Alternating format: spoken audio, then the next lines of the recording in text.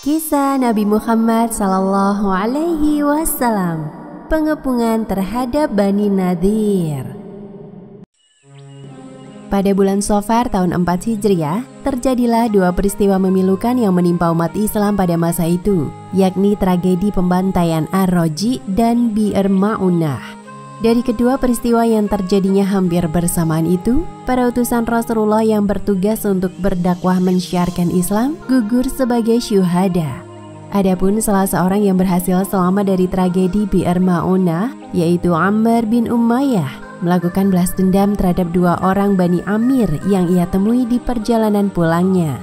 Namun kala itu, Ammar tidak mengetahui jika dua orang yang ia bunuh itu berada dalam perlindungan Rasulullah Sallallahu Alaihi Wasallam. Maka ketika Rasulullah Sallallahu Alaihi Wasallam mengetahui kejadian tersebut, beliau kemudian mewajibkan pembayaran diyat atau imbalan ganti rugi atas pembunuhan tersebut. Dan hal ini termuat dalam Piagam Madinah, bahwa diyat wajib dilakukan oleh seluruh kaum muslimin dan Yahudi yang terikat dalam perjanjian ini. Kemudian Rasulullah Shallallahu Alaihi Wasallam bersama rombongan sahabat datang berkunjung ke perkampungan Yahudi Bani Nadhir untuk mengumpulkan diyat. Sambutan pun datang dari Huyai bin Akhtab. Oh, engkaulah Muhammad. Silahkan tunggu sebentar di sini. Kami berjanji akan memberikan apa yang kalian perlukan. Namun, izinkan kami membicarakannya terlebih dahulu tentang hal ini di antara kami sendiri. Huyai kemudian pergi mengadakan rapat bersama orang-orang Bani Nadhir lainnya untuk membahas suatu rencana. Sementara itu Rasulullah Shallallahu Alaihi Wasallam menanti mereka sambil bersandar ke suatu tembok bersama beberapa anggota rombongan beliau. Sementara itu di dalam rapat Bani Nadhir, orang-orang Yahudi itu justru membicarakan keputusan untuk membunuh Rasulullah. Ini adalah kesempatan kita untuk membunuh Muhammad. Tapi bagaimana caranya? Mudah saja.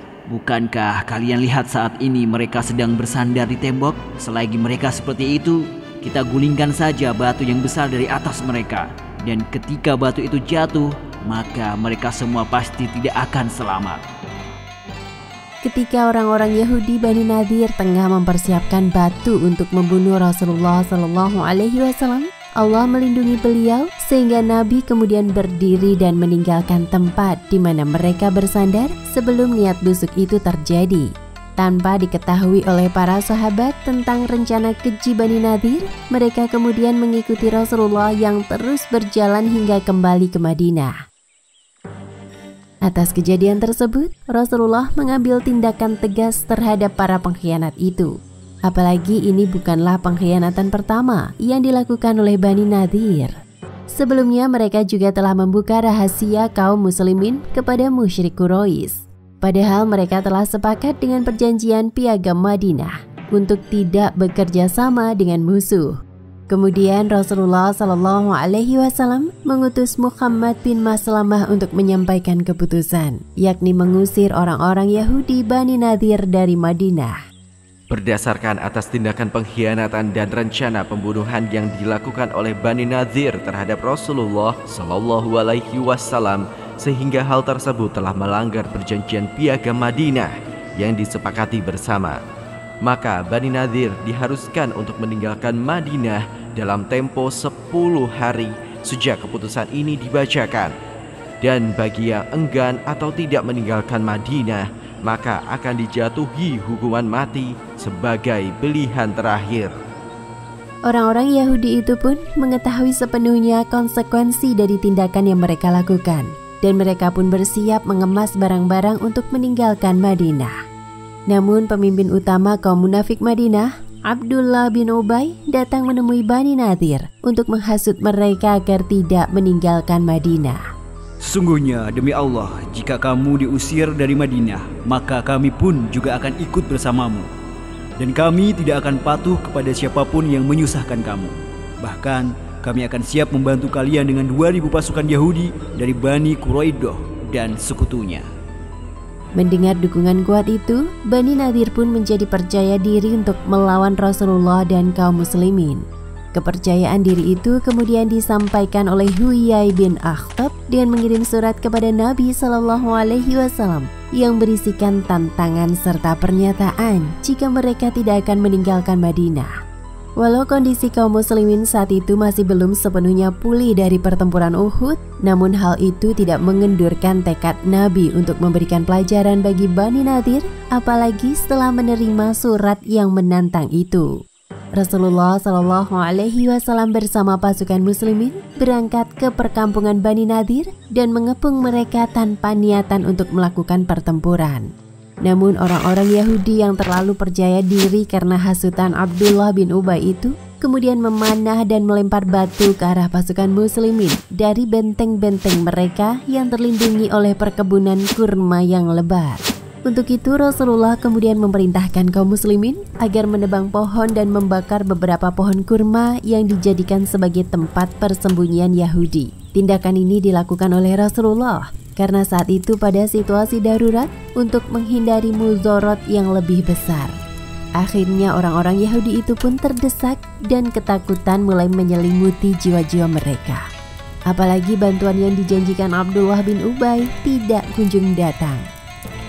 Pengepungan itu terjadi selama 6 hari atau dalam riwayat lain 15 hari.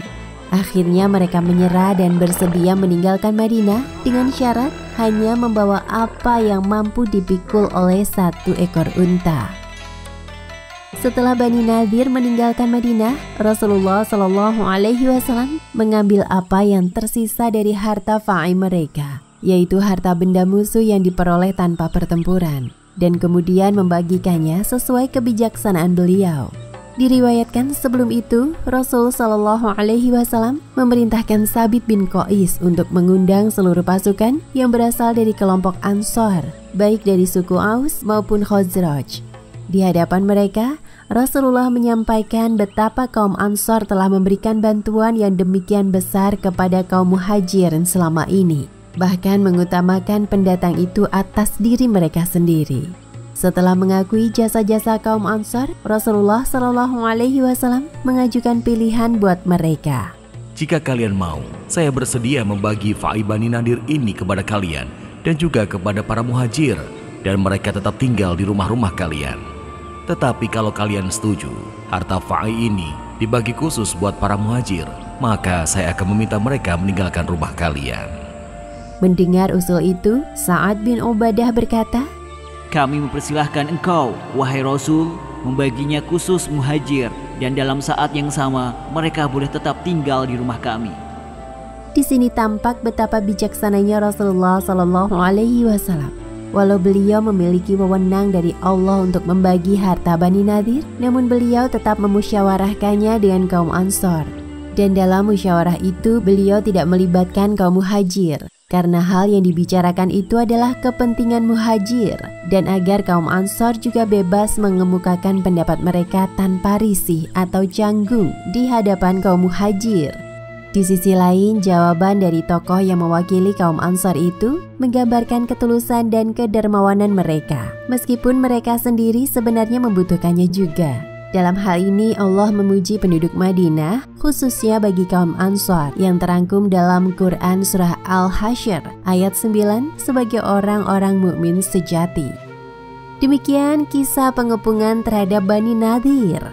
Hikmah yang dapat kita ambil antara lain: 1. Pemberitahuan Allah Subhanahu wa Ta'ala kepada Rasulullah SAW tentang rencana pembunuhan beliau membuktikan bahwa beliau memang benar-benar adalah seorang nabi dan rasul. 2. Rasulullah mengajarkan kepada kita untuk menghargai dan menjaga perjanjian, bahkan kepada musuh sekalipun, sebagaimana beliau melaksanakan diat untuk menyantuni keluarga korban yang terbunuh. Ketiga, peristiwa penebangan dan pembakaran pohon kurma Bani Nadhir dilakukan demi mencegah mudarat yang lebih besar. Jika itu dibiarkan, maka kaum muslimin akan banyak yang terbunuh. Wallahu a'lam bishawab.